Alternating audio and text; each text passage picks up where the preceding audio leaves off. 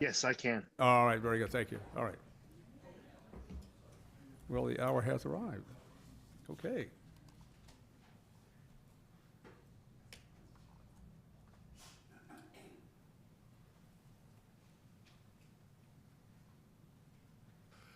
Well, good evening, welcome all. This is truly an exciting evening, so we're glad you're all here, and it'll be cause for great ceremony and celebration.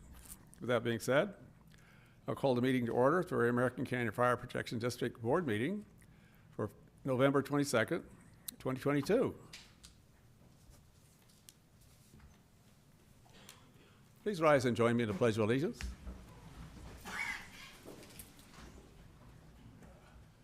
I pledge allegiance to the flag of the United States of America and to the republic for which it stands, one nation, under God, indivisible, for liberty and justice for all. Thank you all. Please be seated.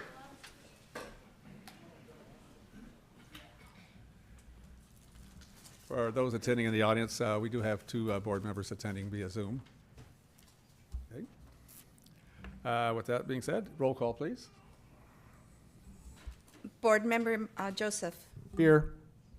Board Member Pierre. Here. Board Member David Oro. Here. Vice Chair Miriam Abudamos. Here. Chair Garcia. Here. Thank you all. Now, report on closed session, confirmation of reportable action. Mr. Ross? There is no report as there was no closed session, so. Very good, thank you. We'll proceed now with our agenda.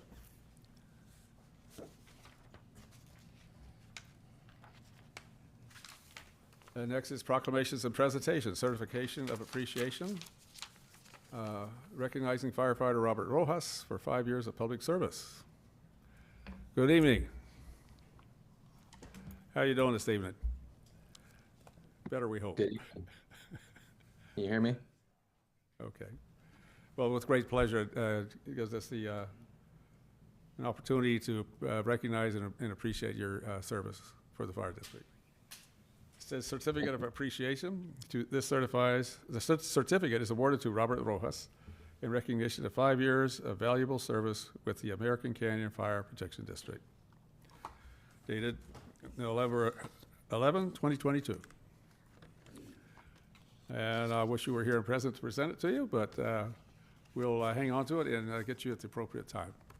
So congratulations. And I'm just going to pop it up here. So can we get us on, I think maybe does this work? Can you show it visually? The camera's on, they'll take it. Okay, there's the camera.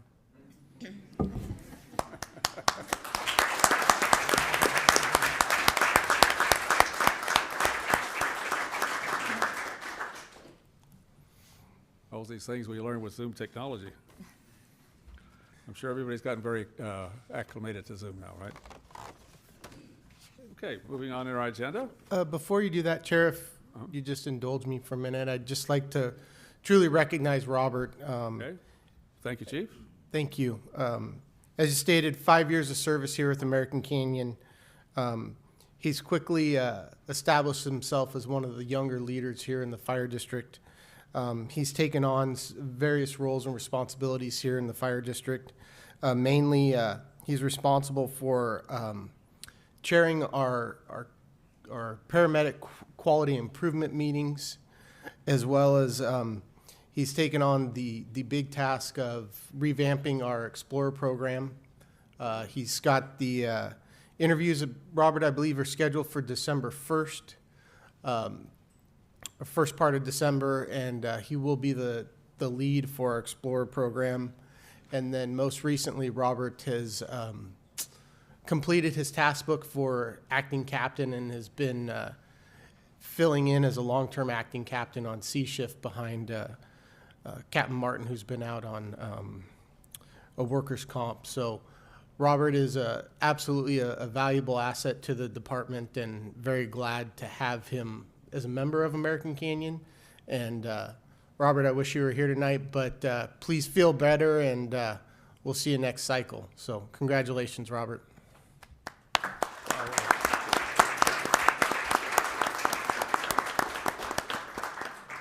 Well, I know all of us on the board are very excited for you, and much appreciate what you brought for the fire district and your team. I know the one thing that we have talked with Chief Bellier and amongst ourselves as well is the getting the Explorer program launched again. So we look forward to that. Get a lot of new recruits. Develop a career path forward for them. Thank you.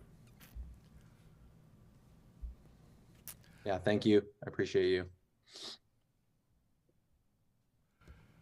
Well, now we have, oh, this is really exciting, huh?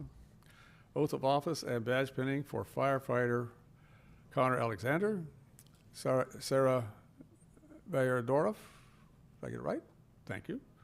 Eric Hansen and Christopher Heim. Chief Bellier.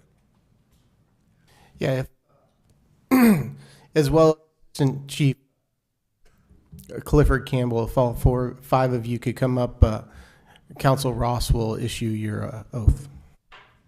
You want to take care of all that at the same time then? Oh, okay.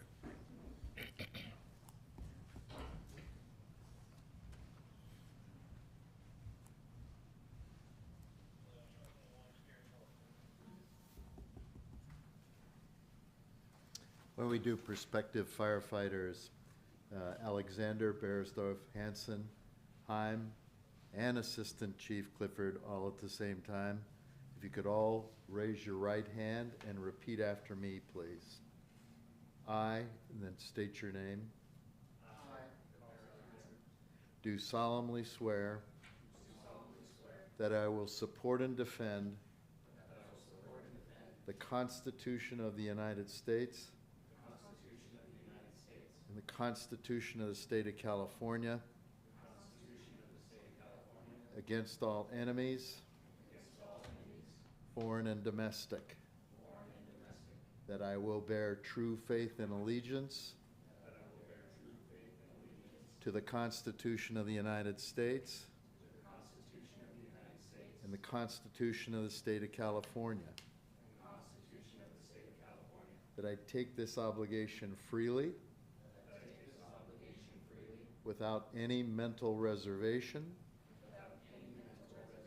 or purpose of evasion, and that I will well and faithfully discharge the duties upon which I am about to enter. Congratulations, firefighters. Congratulations, Assistant Chief Clifford.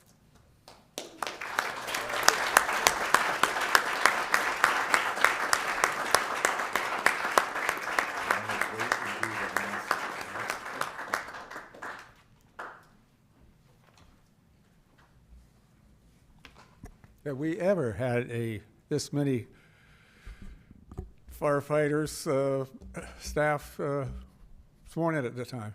This is momentous. Well, Chair, I can say with 100% certainty, not since I've been the chief. What took you so long? Yeah. No, this is truly an exciting time for the fire district here. Before you represents almost 25% of our membership as new members to the organization and to our families. So very excited that we have these individuals coming online, and in fact, many of them have been working for a couple weeks now after our firefighters completed their academy. Chief Campbell's been on about 2 weeks. So exciting times. We have quite a bit of family and friends and coworkers here to support them tonight. So they didn't come here to listen to me talk, so we'll go ahead and get going with the badge pinning. So first one is going to be Christopher Heim. Mr. Heim, if you could please come up. Stand center. So Christopher was born just outside of American Canyon in the city of Vallejo. He's the son of Michael and Tina Heim. Christopher grew up in Anderson, California, a small town just south of Redding. Christopher graduated from West Valley High School as a varsity 3-sport scholar athlete and then enrolled in the Shasta College of Redding. 2013, Christopher began volunteering for the West Valley Fire Company And after 2 years of training, he also began as a reserve for the Shasta Lake Fire Protection District, where he became a reserve engineer. In June of 2016, he began his service with the City of Anderson as a seasonal firefighter, and in 2017, he returned as a seasonal after completing his fire academy with honors. November 2017, he was hired as a full-time firefighter with the Anderson Fire Protection District. A year later, he was promoted to engineer. During his time with the Anderson Fire Protection District, he was part of creating their reserve firefighter program, grant writing, hose and nozzle studies, as well as head of their fleet maintenance.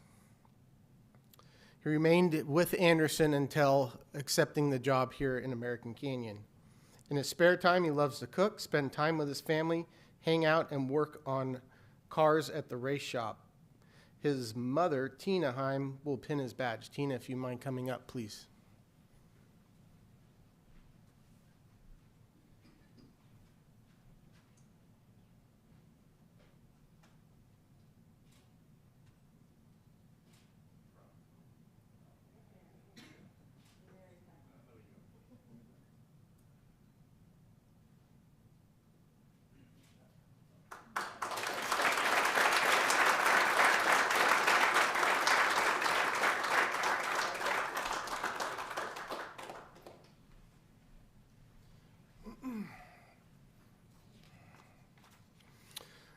So the next firefighter we'll be introducing is Sarah Beiersdorfer, which I'm happy to say there's now someone with a harder to pronounce last name than myself, is Bellier. So Sarah grew up in Short Hills, New Jersey, was a 12-letter varsity athlete, played Division I ice hockey, and trained with the U.S. national team. She took the chef route for almost 8 years after completing her Bachelor's of Science in Hospitality Administration from the Boston University, and then the Advanced Culinary Arts program, the Culinary Institute of America in St. Helena. She pursued a management chef career with the Hillstone Restaurant Group and advanced her career at the French Laundry. While working at the French Laundry, she started volunteering in Napa County as a firefighter and was bit by the firebug. She fell in love with the career, and after returning from a 21-day assignment to the Dixie Fire, Sarah dove into EMT school, then to the Firefighter 1 and 2 Academy at Santa Rosa Junior Fire College. While receiving a merit scholarship based on grades, she proceeded to take paramedic prerequisites, and while joining AMR Napa full-time and Sonoma Valley Fire part-time. We stole her from both. While continuing her goals, looking into becoming part of a family where she could be successful and a valued firefighter, and using her life experience, she is looking forward to taking on responsibility and leadership roles and looks forward to teaching others what her mentors will be teaching her. Sarah will be pinned today by her boyfriend, Jack Ryan, not to be confused with the famous Jack Ryan of the Tom Clancy series. But whatever you do, don't ask him what he does. Yeah.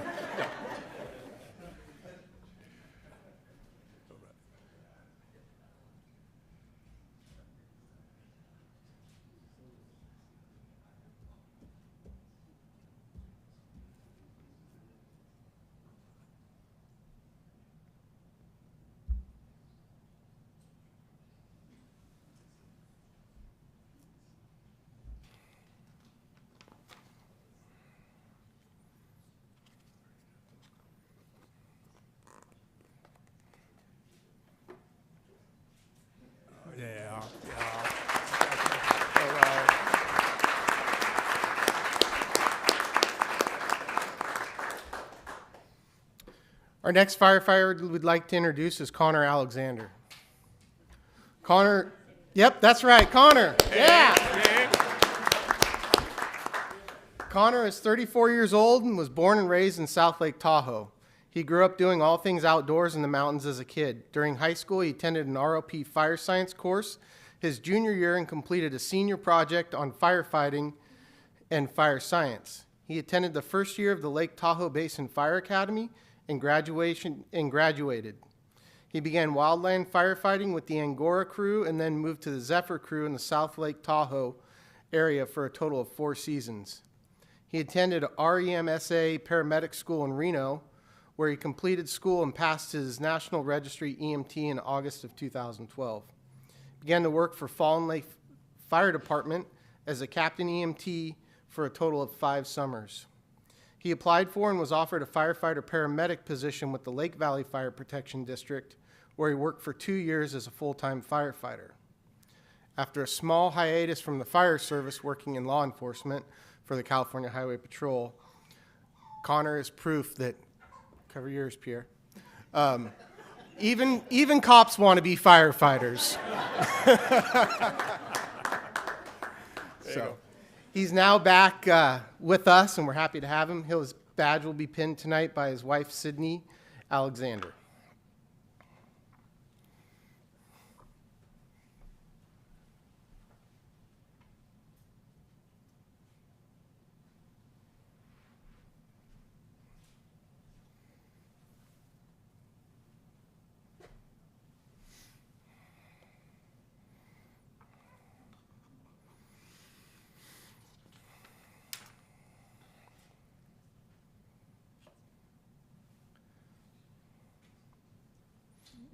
All right, all right.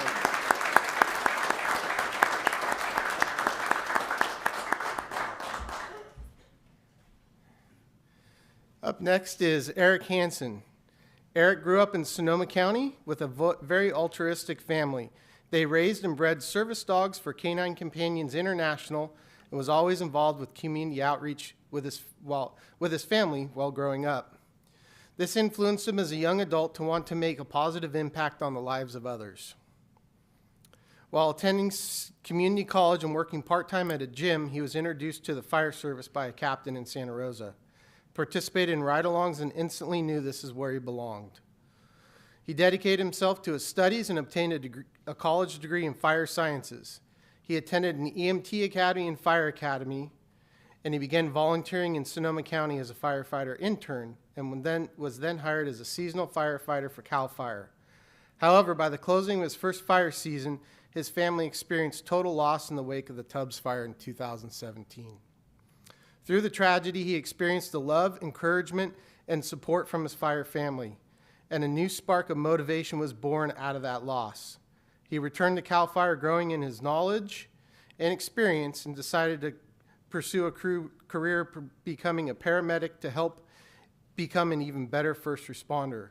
After graduating with his paramedic license, he served as a transporting paramedic in Napa County for American Medical Response, responding to 911 emergencies alongside both Napa City Fire and American Canyon Fire personnel. He's excited about the future opportunities and challenges this district has to offer. His father, Dan Hansen, will pin his badge tonight.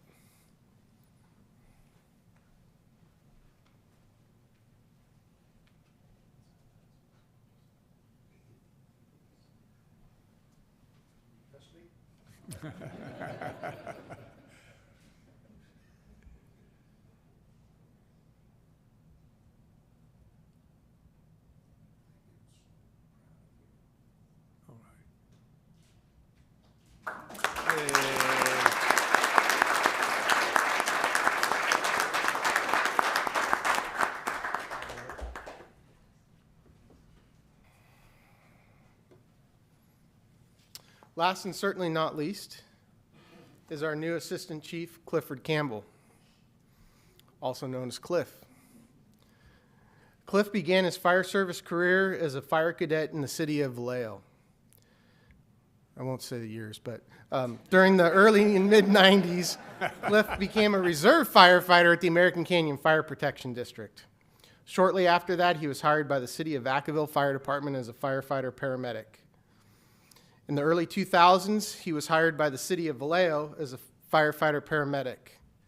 Over the last 22 years, Cliff has worked for the city of Vallejo Fire Department, promoting through the ranks to the rank of battalion chief. In October of 2022, it was my pleasure to offer him the job of the assistant fire chief here in American Canyon, and he accepted. Cliff, we're very glad to have you. I think your leadership qualities and your commitment and relationships with those that have you worked with over the past is shown here, while by having several Vallejo folks here tonight to share this moment with you. Also, part of Cliff's family that is here in the room tonight, his mother Carrie, his wife Nancy, wife of 27 years, his son Jesse, who's also a firefighter paramedic for the city of Vallejo. We might be hiring soon. And Jesse's wife Tawny. Cliff's son Ryan and his daughter Natalie are here as well. Pinning his badge tonight will be 3 generations of the Campbell family. Cliff's wife, his daughter, and their newest addition, their granddaughter Evelyn Rose. All right. If you would like to please come up. You have your badge? You didn't bring it? Yeah, no.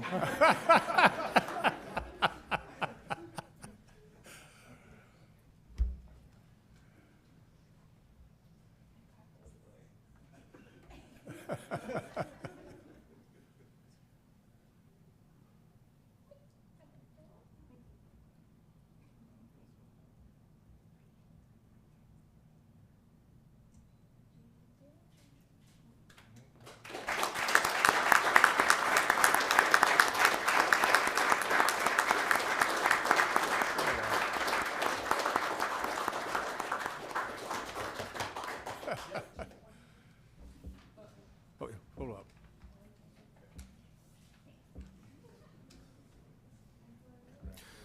So as I stated earlier, this is a big moment for us, having 4 new firefighters and an assistant chief all sworn in one night. So all the family, friends, coworkers that have come here to celebrate this night with these 5 very special individuals, thank you very much.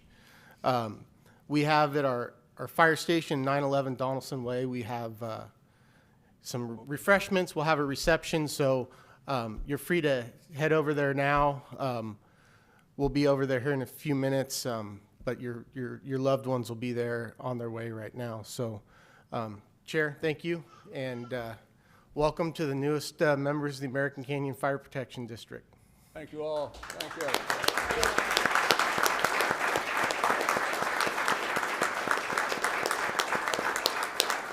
Welcome aboard. We're great to have you join our team. Thank you. It's just what a great moment this is for all of us. So with that, please enjoy and celebrate what we've accomplished here. So thank you. And we will look forward to joining you later, right? Short meeting, Chief? Yes, sir. Thank you. All right.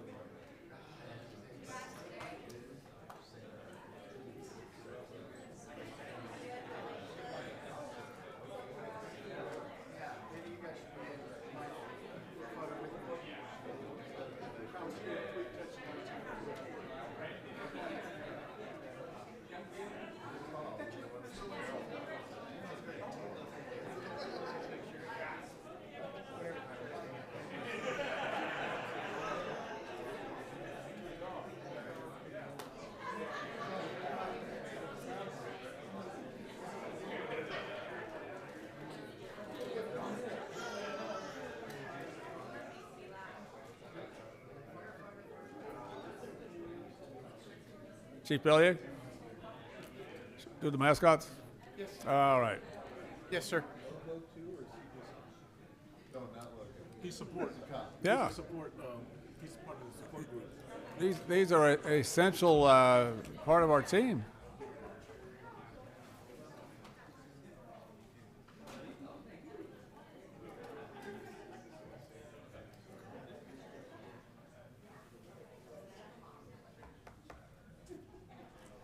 Oh, there you go. Great picture. That great photo op. Oh, that's cool.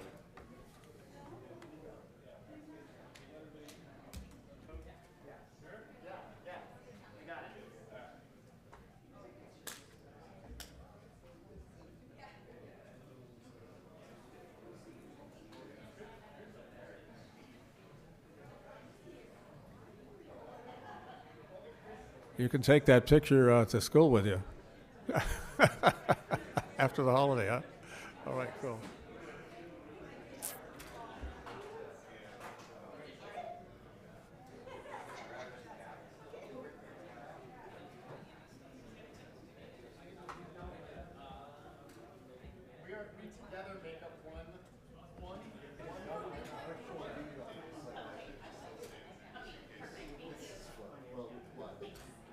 This should be okay. Get a certificate.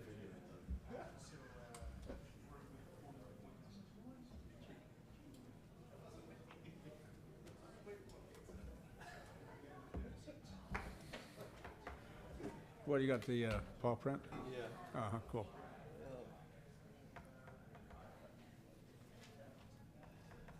I assume that he'll be able to go on calls with the rest of the crew.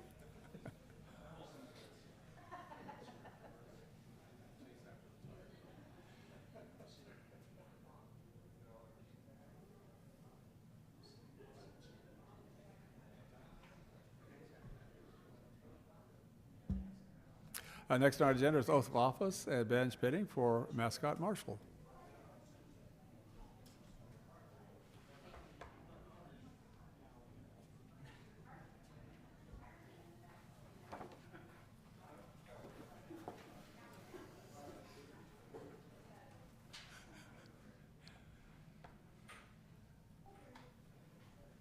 Okay, mascot Marshall, could you please raise your right paw?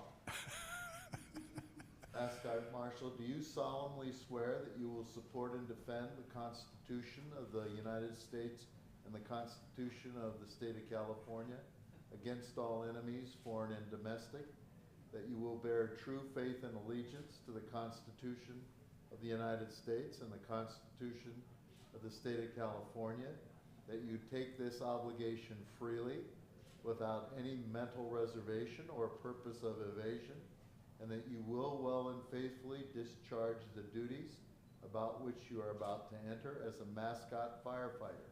If you agree, please bark your approval. Congratulations, So Marshall, just stay there. We'll also have a brief introduction for you, for those that haven't got to know you over the last year with your social media star status. So, known around the station, Marshall just goes by Marshall. He was born and raised here in American Canyon. Right. And in fact, he said he always knew he wanted to be part of the American Canyon Fire. That was confirmed when I had the opportunity to meet his mom. As a young pup, he used to chase after the fire engines every time they went down a street to an emergency.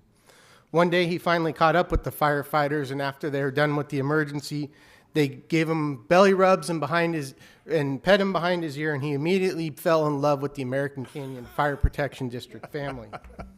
Marshall's true love in life, outside of music, which his favorite song is "Who Let the Dogs Out" by the Baja Men. All right, yeah. He dances quite a bit to that around the station as he's doing his chores. Marshall's true love in life is visiting with the children and community of American Canyon and teaching them how to stay safe. He is also joined here tonight by his best friend Lobo from the American Canyon Police Department. And pinning his badge will be his partner in crime, Down Lobo, our public information officer, Laura Preventer.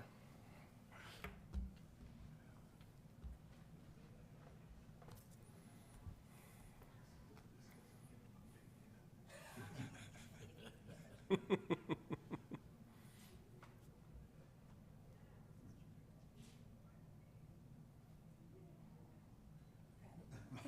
right, there we go.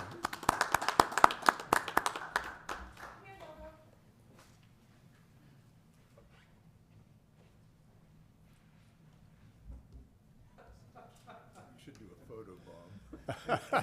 Oh, no, please, can you Yeah, guys? yeah, sure. Hey, well, get this screen so we get, this way we'll get the other council members in. Oh, sorry. Come on, chief.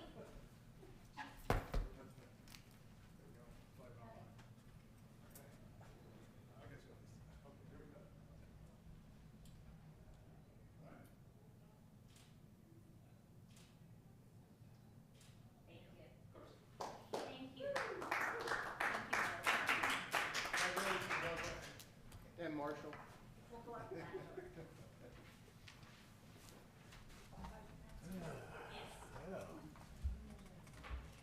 It's all downhill from here.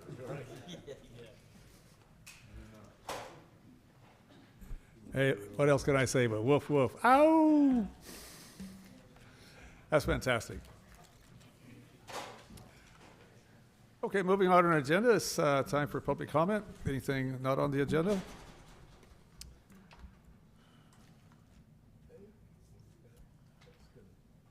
Yeah.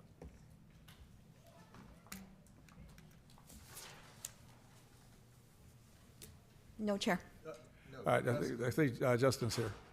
Oh, wait. Oh, I didn't, sorry, Justin. Well, I was gonna say wish you all happy holiday and happy Thanksgiving to all.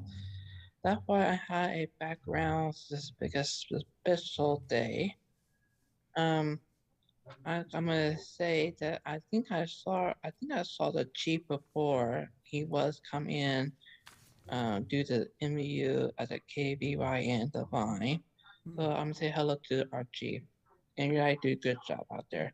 And then one thing, I'm so happy to see our fire department doing a training in front of Johnson Way. So great work.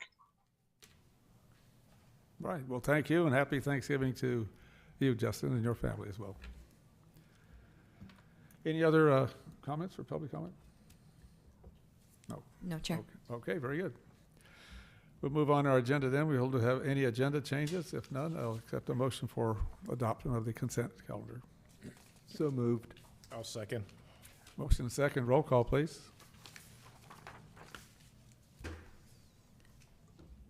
Board Member Joseph? Yes. Board Member Oro? Yes. Board Member Washington? Yes. Vice Chair Aboudamos? And Chair Garcia. Yes. Thank you. Moving on in the agenda, there are no public hearings this evening. We'll move on to business. Item 10, approve 2 battalion chief positions effective January 1, 2023. Thank you, Chair. So, as you may recall, during the fiscal year 22-23 budget process, we proposed the addition of 2 battalion chiefs that would provide 24-hour emergency response chief officer coverage for the fire district. This is a mid-level manager level position that also would enhance the succession planning and career path for many of our firefighters. Right now, we currently have that as a gap from going from fire captain to assistant chief. This would help bridge that gap. Excuse me. On October 25th, the Board of Supervisors approved the establishment of the battalion chief job description as well as salary range. During those actions, the board asked that we come back prior to moving forward with the recruitment of the battalion chief positions for one last look at the financial outlook before we take that next step. So joining us tonight is our financial consultant, Ken Campo. He's put together a brief presentation and updated financial forecast as asked by the board. So with that, I'll turn it over to Ken. Thank you. Good Thank you, evening. Chief. As the chief mentioned, this is more of a discussion item, I guess, to try and update the board with respect to the financial forecast going forward for the district and the wherewithal to be able to fund these two battalion chief positions. So what we'll do is I'll go through some of the background, some of just a very high-level overview of the finances for the district, and then take another look at those forecasts that we looked at when the board adopted the final budget. And if any questions, feel free to jump in and interrupt anytime. Thank you.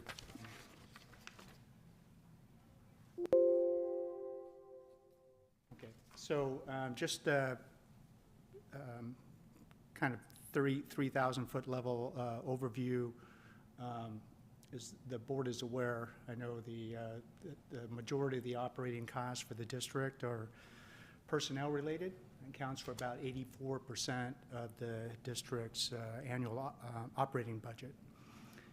And as we've discussed in the past, the district is heavily dependent upon property tax revenue and fire assessment fee revenue to fund ongoing operations. So combined, those two revenue sources account for about 96% of the ongoing revenue of the district. So very much property tax dependent. Residential and industrial property, and we'll take a look at some numbers in a couple of slides. But the residential and industrial components of the property in the district account for about 86% of the property tax revenue.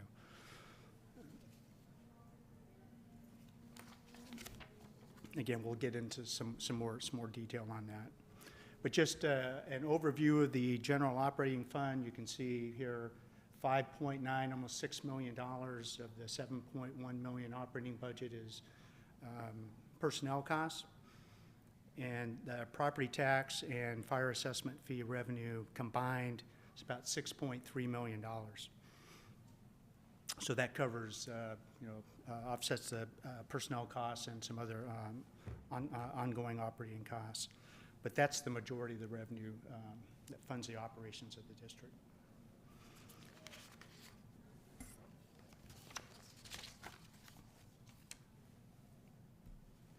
So this is just a chart that looks at the, and this is from HDL, from their property tax review for the city of American Canyon.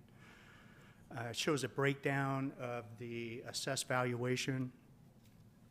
So overall property tax growth, you'll see down in the lower right-hand corner, 6.7% for the 22-23 fiscal year. Fantastic amount of property tax growth or assessed valuation growth. And you can see up above with the residential and industrial, where it's making up, 86% of that value. So substantially, the way residential property goes and commercial property, that's what drives the operating decisions for the fire district. Excuse me.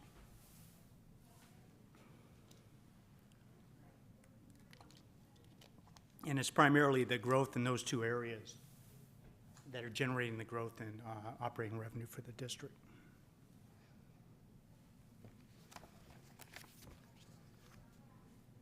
So this is another chart from HDL that looks at single-family residential sales. So these are full value sales by year. So these are by calendar year. You can see up at the top for 2022, this is for the period January 1 through August 31st, so the first 8 months of the calendar year. There were 93 full value property sales, single-family residential property sales, and with an original value of $42.1 million, the resale was about $65 million. So about a 53%, 54% increase in, over what was on the property tax rolls.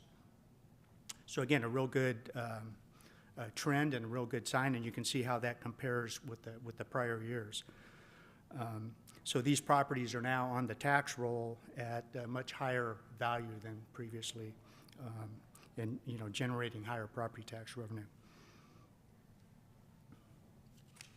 It's another indication that there's still pretty good activity going on in terms of residential activity. So this chart is looking at median sales price throughout the state.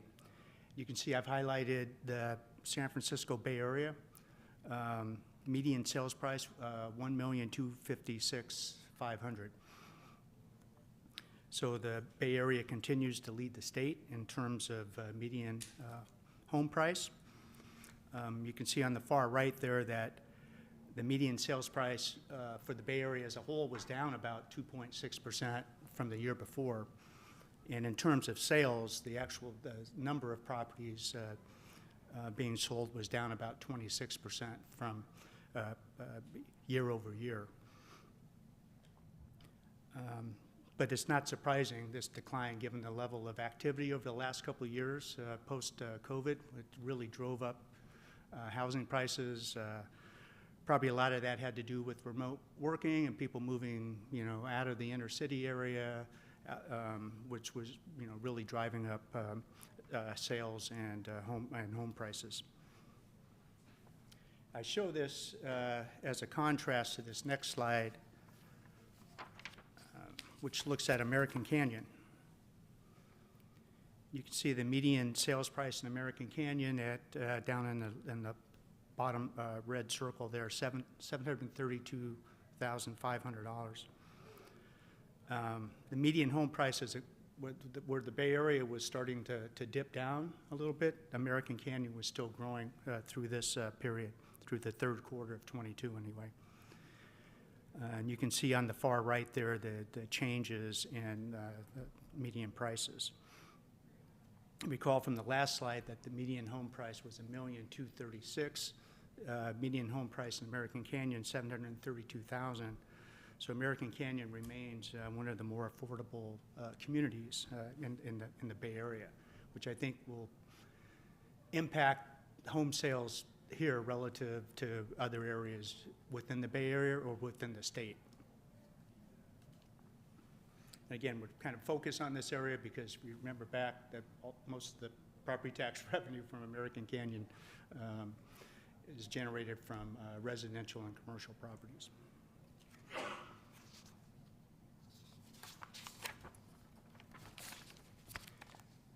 This is just another look at the median home prices over time. And the change in those single-family home prices. So kind of the post-COVID period starting around second quarter of 2020 going forward, so that 9 quarters between the second quarter of 2020 and the third quarter of 2022, home prices are really remain on a positive path. And the home prices grew during that time from about $510,000 to the current median of $730,000. It's a 43% increase over those nine quarters. So the trend is still continuing. Now, granted, this is through the third quarter of 22. The fourth quarter is probably going to look a lot different, going forward.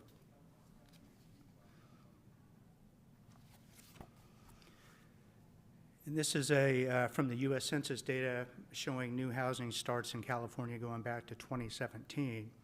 And you can see in the far right there for February of 22 and July of 22, those 2 6-month periods, that new single-family residential and multifamily housing starts in California, still tracking pretty high.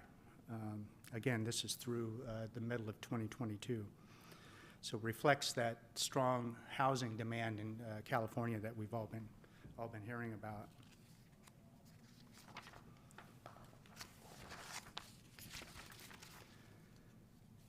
So what does all this mean?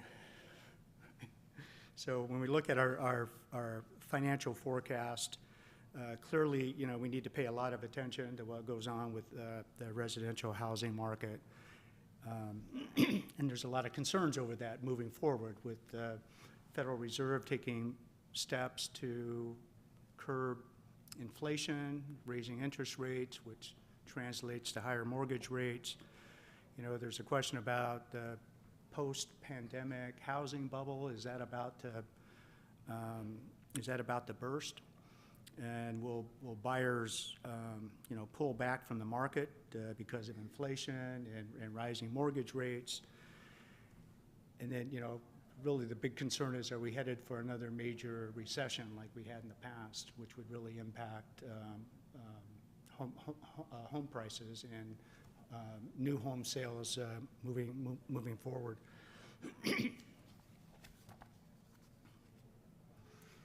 This is from the California Association of Realtors. It's three kind of key points on why they don't think another great recession is going to be happening anytime soon. Number one is we're collectively more cautious when it comes to mortgage loans, both on the home buyer side and the home builder side. So there was a lot of you know, questionable lending practices going on previously that all that's been fairly tightened up, both again on the home buying side and on the commercial building side. So there's not that concern about a number of foreclosures and people walking away from homes and things that was happening the last time around. Secondly, overbuilding isn't a problem this time. It's still a relatively low supply of housing, and builders are still trying to meet that demand for housing right now. And you can see that going on here in American Canyon.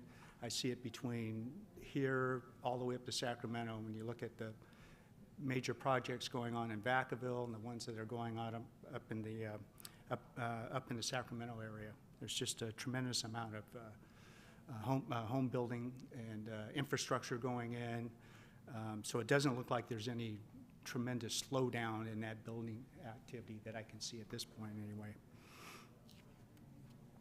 And lastly, while prices, you know, have been going up tremendously of late, now they're starting to level off. So the prices are leveling off. The increase in mortgage rates is having a dampening impact on the affordability of houses and what people can pay. So that's leveling off. I don't see a big drop in home prices coming, but I'm just the finance guy, so.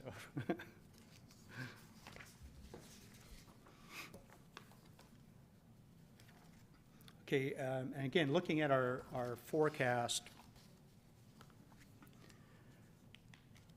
the latest forecast that we put together includes the property tax revenue from the Watson Ranch projects starting in fiscal year 23-24. So that would include any sales activity between now and essentially June of next year. So that would be from January to June of next year would be supplemental property tax revenue. Anything happening this year would be added to the tax roll January 1.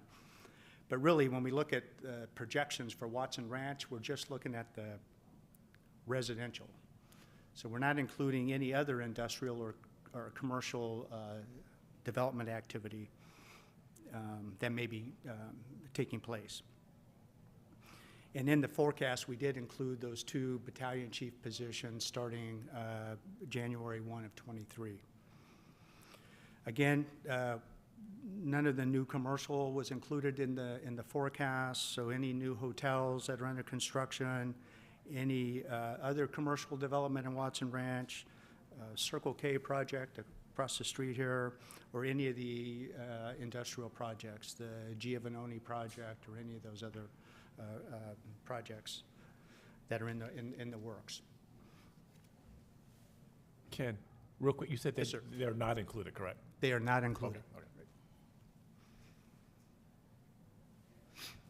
So again, this is a look at the forecast that we included with the budget. Just as a reminder to everybody, the blue line working across the top is projected revenues. The red line represents projected expenditures. The brick portion at the bottom is the district's contingency reserve. It's equal to 20% of the projected spending. The blue wavy area, the water, as I like to refer to it, is the district's operating reserve. That's set at 50% of projected revenues. We've got the projected property tax growth in here with the Watson Ranch, again, beginning in 23-24. All the salary, this assumes full staffing of all positions for the entire year.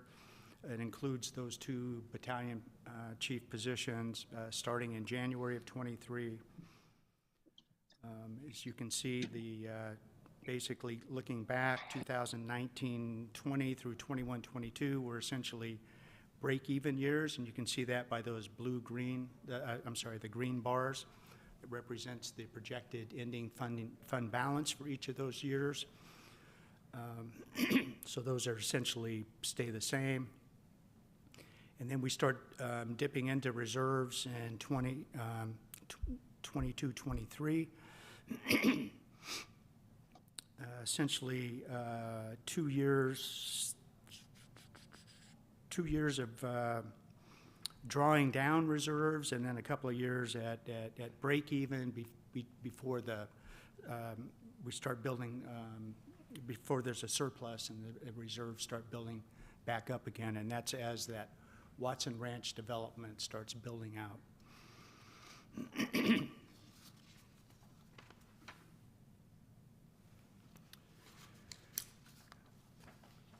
If you recall, let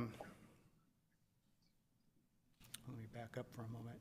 So when we looked at the Watson Ranch, we looked at what was submitted by the developer in terms of build out.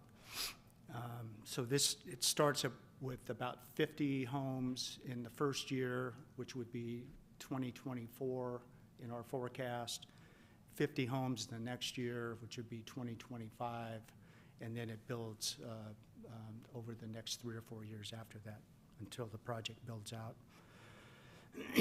So here we're actually drawing down reserves for about 3.5 years in that 21, 22 to 24, 25 kind of period before it starts ramping back up again as the property tax revenue kicks in.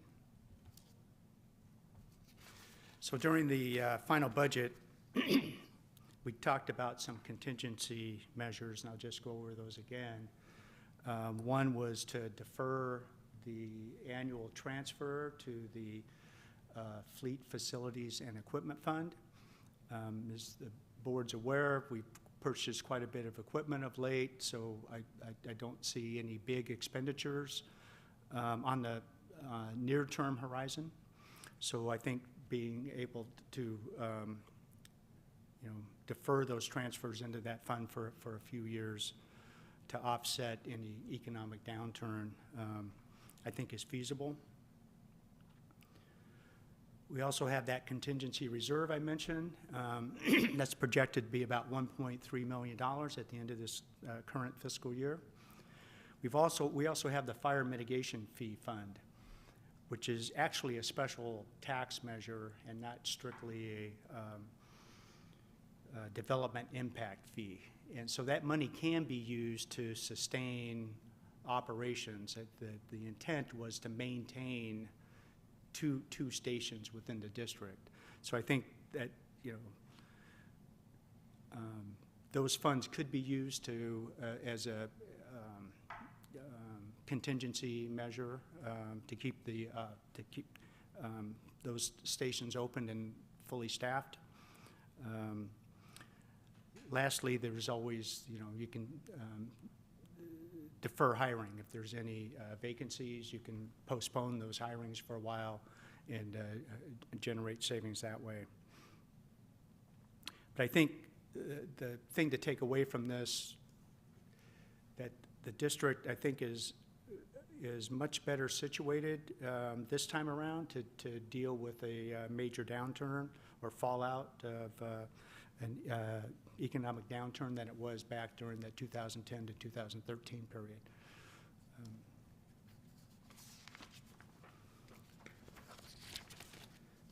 So I think this is also a forecast that we looked at during that final budget adoption. And this is what happens if there's a recession that happens and it causes a delay in development activity. So what we did is we pushed that property tax revenue out for about 3 years from the new property tax revenue coming from Watson Ranch. So we pushed that out for 3 years. And what we did was defer the transfers into the Fleet Facilities and Equipment Fund. So we pushed those out for a 4-year period. And so this is what that forecast looks like with the no transfer to the FF&E fund, and using that basically $200,000 a year to offset the reduction in property tax revenue from pushing out the Watson Ranch project revenue. So essentially this draws on reserves funds for about a 4.5-year period, so it adds another year of drawing down reserves. So it goes from that 21-22 fiscal year to about 25-26 when things start turning around. And we still have those other contingency measures. We have the contingency reserve fund. We have the fire mitigation fee fund that we can also draw on if need be.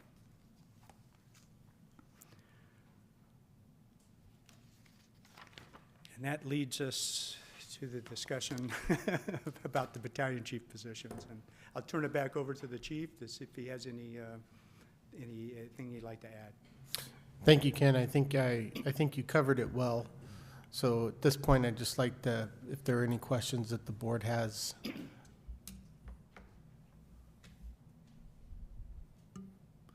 I was out at Watson Ranch yesterday, and the sales representative was there. It was her 3rd day. And they do have 2 display models. So single-family homes are, well, on the market. So that's encouraging. And it's middle 700s is what they advertise. So that's a good note. Yeah, that's right in line with what the sales prices that we included in our property tax projections. Just an area of concern. I'm sure we're all aware of what's going on with Twitter and other tech industries with layoffs. So is that a bellwether to economics to be determined, I guess. But interest rates, 2.5%, it was extraordinarily low, as I understand it. I think before COVID, was it around, say, 4 or 5, somewhere in that area? Yeah, and those numbers. Then it dropped. Yeah. So, well, that was, I think the effort was to stabilize the economic situation impacted by COVID. I don't want to give away my age, but my first mortgage was about 18%. Oh. Well, mine was only 12. So. That's what I always tell people, when you get to 10, call me. Yeah, right. With that, Director Joseph. Well, first of all, thank you for the report and the information. And I guess the way I see this, because we're trying to anticipate what the world's going to look like over the next 5 or 6 years. Yep. it seems to me the residential growth, both in terms of new product as well as that increment that happens from, the assessed value versus the resale value. From my perspective, I think that's probably going to cover us for our ongoing operations and staffing. And so the real question for me is, where's that money coming from to cover the cost of the new battalion chiefs? And I'm looking at that saying, well, that would be everything you haven't projected, the industrial development, the commercial development at Watson Ranch. And so that begs the question for me. I know you haven't speculated on how much money is potentially out there, but it seems to me that's actually what we do need to predict. We may not know when it's going to happen, but we know there's a 100 to 200 room resort hotel that's going to generate a substantial amount of property tax. We do have Circle K, some industrial projects.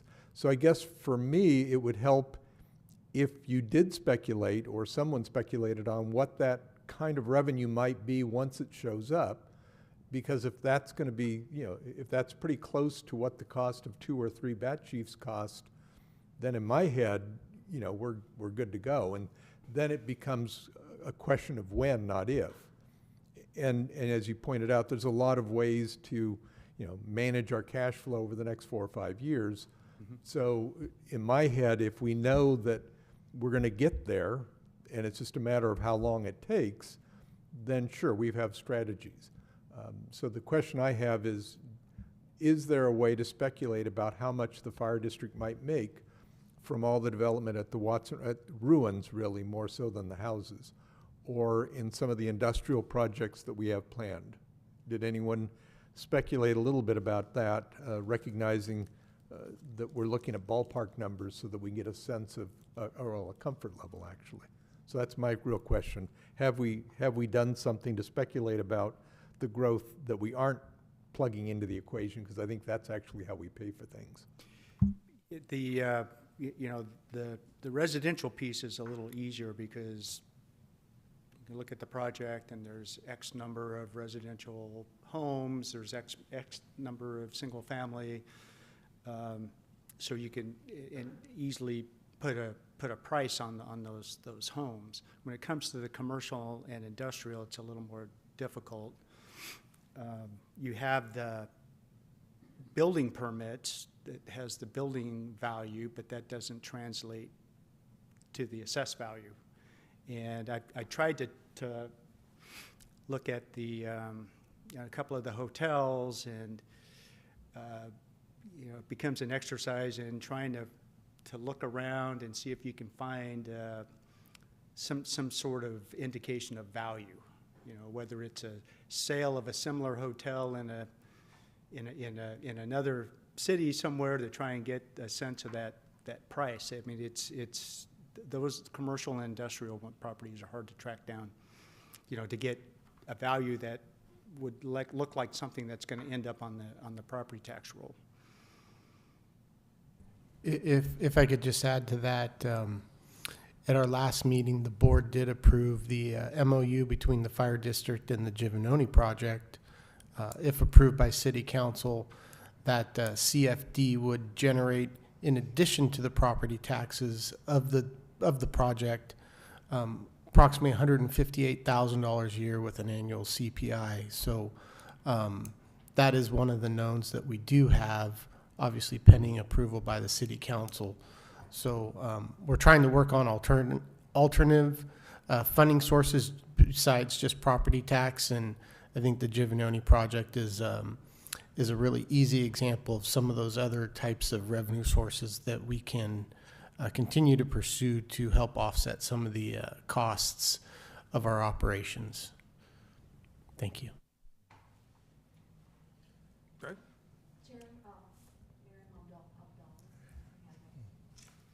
Oh, okay. We can't see hands, but thank you.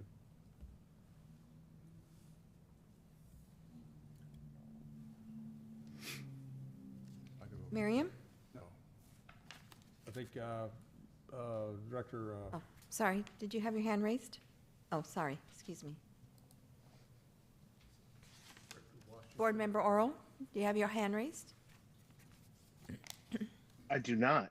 Okay, I think it's Director Washington's next. And we kind of moved our seats around, so I'm Yeah. plugged into him. Sorry about that. Yeah, I just want to kind of piggyback on what Board Member Joseph was mentioning. And I think it wouldn't be too hard if we just benchmarked some of the, like the industries like we have now, like our hotels. We could have a high and a low, and at least, I don't think you're looking for true numbers. You're just looking for numbers that say, hey, look, you know, at a low, this would what the hotels would bring in. At a high, this might be what they bring in. And we already know that some of the hotels that we're going to bring in are at the higher end of 5 stars, if you will. You know, so I think those numbers, although are soft numbers, but they're numbers that can kind of give us some comfort or more comfort, you know, in knowing that that is a number that it could go high or low on. Those ranges are helpful. And the same with the industries. I think we have enough industries within our area to get that same high and low. And it's just projections. And I think, you know, we could turn to HDL for help there. They're looking at these similar projects up and down the state. It would just be a matter of, you know, coming up with a list and square footage and that sort of thing, and then seeing if they could assist in saying, well, what we're seeing statewide for these projects, here's a high and a low. Yeah. Remind me again, please, what the multifamily property tax? I'm sorry? Multifamily properties, is there a property tax? Mm-hmm. Yeah. There, that's included in the residential category. Oh, okay, because we do have So what we're looking at at here. least 3, probably 4, yeah. Mm-hmm. Maybe even a 5th, who knows? Yeah. Those, you know, if they're subsidized projects, then they may not end up on the tax roll. Mhm. So those are, you know, you have to really look at the specifics of the project to see if they're somehow, you know, tax advantaged projects. Okay. Thank you. Mhm. Any other discussion? Any hands raised? Vice Chair, was Vice Chair Abadamas? No, that was something you pushed. And he's sitting on, David, Director Aros. Yeah, I just wanted to end by saying I appreciate the analysis, and I do kind of think that the industrial projects we have planned with Giovannoni, as well as some additionals going on in the rest of the industrial park, as well as what's planned at Watson Ranch or the Ruins, I think is enough to cover us for those positions. So I'm comfortable moving forward, but I do think it's worth it, as Director Washington pointed out. It should be relatively easy to give us a very ballpark idea of the property tax revenues generated from, you know, we know what our square footage, what our industrial warehouses are generating currently, so we can use that as the basis to say, well, if we're going to add another 1 million square feet, that's going to translate into X number of dollars, at least for the district. And then some of the commercial opportunities at the Ruins, we can use some kind of a benchmark, recognizing that the tax rate in the Ruins for the fire district is exceptionally high. So that development is, you know, comes with a bullet, as the old music industry used to say. So I do think there's opportunities that will get us through all of this. So I'm comfortable moving forward, but I do think it's worthwhile in making those forecasts, maybe not to integrate that, but at least to have some idea of, you know, here's what's out there, so that it's an issue of not if, but when. Because when can be managed much better than if. So, thank you. Well, and I think there's opportunity to work with the city folks on that as well, because it would essentially be the same, you know, Right. they'd be in the same situation or the same boat. Yep. Okay, thank you. So we've had a fiscal look at, financial look at impact of the position. Any discussion needed on the interest in doing or the background analysis on the two positions, the battalion chief. So I think we've had that discussion. Yeah, I was prior. going to say, I think that part's been hammered out. We're just, I the just- the question has always been, can we pay the bill? And That's right. and I think that's It's where I just on the think we're going. agenda, so paying Okay. attention to that. I'm just saying, if there is not, then we do have a resolution if the board is ready to move in that direction. No need for public comment. Public comment?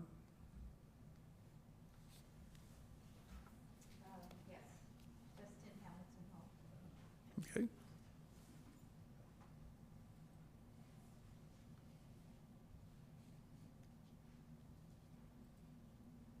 Justin? Thank you. Good evening. This is Justin from American. I have a quick question, back to the day, that house, at West of Karen, Dunmore.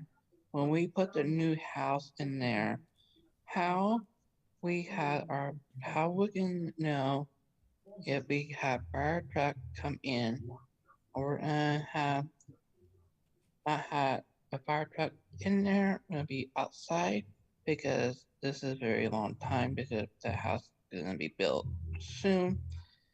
So that's my question, because that will be 3, 4, 5 house, or by right west of Karen, Dunmore. I don't think I understand your question. It's a 4-unit subdivision at the corner of Carolyn and Donaldson, I think, that was approved for 4 units. Hasn't Oh. happened yet. It's on the market again. So I think the idea, they will. I know, contribute- yeah, now I understand the location, yeah. Okay. Yeah. But that has, nobody's moved forward on it yet. Yeah. No, okay. Not yet, at least, but it'll be covered, I think. I'm sure we can provide fire service. Chief, I don't know if you've actually looked at it, because it was approved before you were the chief, but it's on a slightly elevated plane. I think you can provide service there. Yeah, part of our review process, and I think what Justin's getting at is the access part, right? So part of our review process during plan review is to ensure the proposed project would be accessible by our fire apparatus. So that is covered long before they are actually issued a building permit. Okay. Thank you. All right, thank you. Any other public comment? Oh, please, yes. Beth Marcus, I just have a quick question. At the last meeting, we were talking about a third location for the firehouse. And when Chief Weeks was here, I'm not sure, did we purchase the property over by Walmart for $1 million? If we did, do we still own it? If we don't, we do? Yeah. Oh, are we gonna sell it? I mean, we're still looking for a third location, right? And I keep saying the Napa Junction School, but that's not for me to say. Thank you. Thank you. Any other public speakers?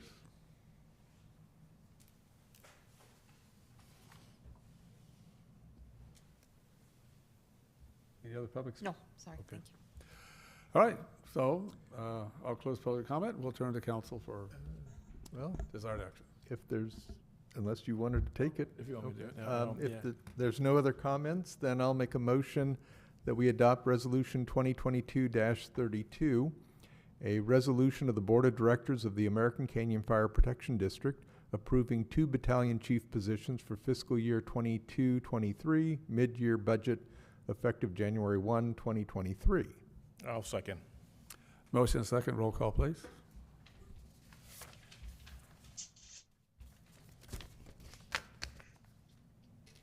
Board Member Joseph? Yes.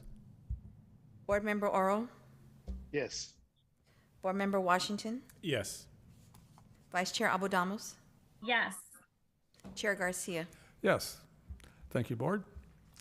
Moving on now, and our agenda, Fire Chief oral report. Thank you, Chair, and thank you to the board for the support in the battalion chief position. I thought we were making history tonight, swearing in, almost 25% of our new staff. And we made history again tonight by the board giving us direction to move forward with a chief officer, mid-level manager position, the battalion chief positions that will be the first for the fire district in its history, and something that is greatly needed, and the support is absolutely 100% appreciated by all of you. With that, make it brief, try to get us out here at a decent time, but wish all of you a happy and safe Thanksgiving. Everyone watching tonight at home as well, please have a happy, safe Thanksgiving. Enjoy that time with your family, and we'll see you in January at our next meeting. So thank you again. All right, thank you, Chief. Chair board comments, committee reports. Yep, happy Thanksgiving. Okay. Any future agenda items, board? Does this mean we're skipping our December board meeting? Or does that There fall was, like? actually, there was canceled. Okay, good. Not that I regret Well, being at that meeting. Well, then that certainly makes our parting comments. All the best of the holidays for everybody. Happy Thanksgiving, Merry Christmas, and a Happy New Year as well. We'll catch you in 2023. That being said, we have concluded our business for the evening, and we are adjourned. Good Thank you night, all. American Canyon.